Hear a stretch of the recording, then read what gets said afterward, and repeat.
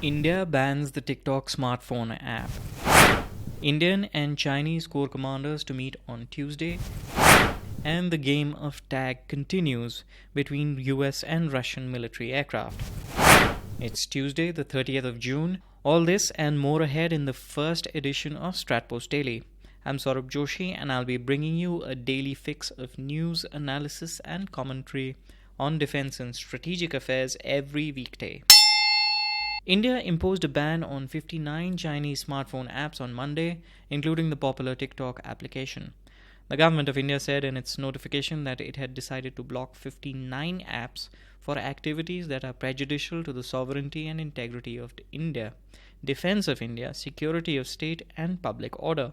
Citing concerns about the privacy and security of data of Indian citizens, the government said it had received complaints about the theft and unauthorized transfer of data to servers outside India.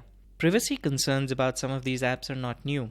For instance, the US Armed Forces had imposed a ban on the use of TikTok by its personnel beginning last December.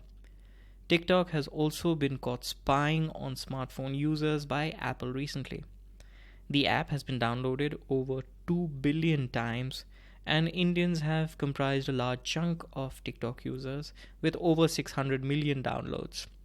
But TikTok's revenue generated from India has been disproportionately low, with only $7 million coming from India out of a total revenue figure of $17 billion in 2019.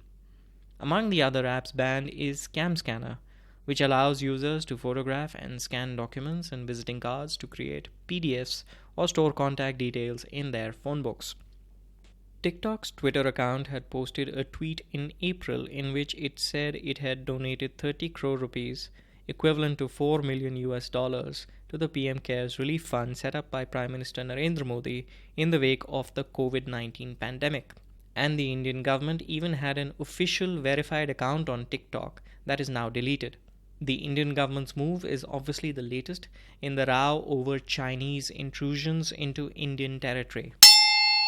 Speaking of which, the Indian Army and the Chinese PLA will be holding a meeting on the intrusions in the Ladakh region between their local corps commanders today.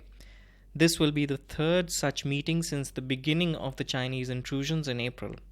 The commander of the Indian Army's 14th Corps, Lieutenant General Harinder Singh, and South Xinjiang Military District Commander, Major General Liu Lin, will meet at Chushul on Tuesday. The two earlier meetings on June 6th and June 22nd were held in Chinese territory at Moldo. Meanwhile, Chinese reserve forces have been brought directly under the command of the Chinese Communist Party and the Central Military Commission, effective Wednesday, the 1st of July. Chinese reserve forces were so far under the command of regional Communist Party committees and military sectors.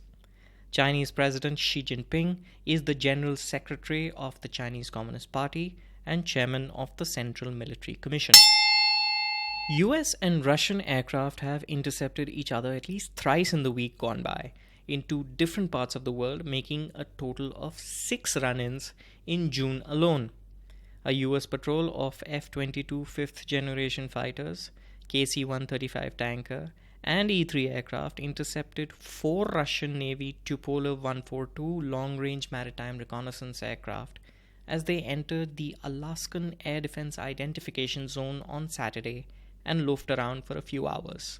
This zone is a buffer to US and Canadian airspace and policed by North American Air Defense Command, or NORAD. Russia's defense ministry announced on Friday that one of its Sukhoi 30 fighters had intercepted a US Navy P-8 long-range maritime reconnaissance aircraft, a KC-135 tanker, and an RC-135 reconnaissance aircraft approaching Russia over the Black Sea. This came after F-22 fighters intercepted Russian IL-38 maritime reconnaissance aircraft in the region around Alaska on Wednesday. Russia's defense ministry also posted footage of Russian Sukhoi 30, Sukhoi 35, and MiG-31 fighters escorting a US Air Force B-52 strategic bomber in the Sea of Okhotsk on June the 19th.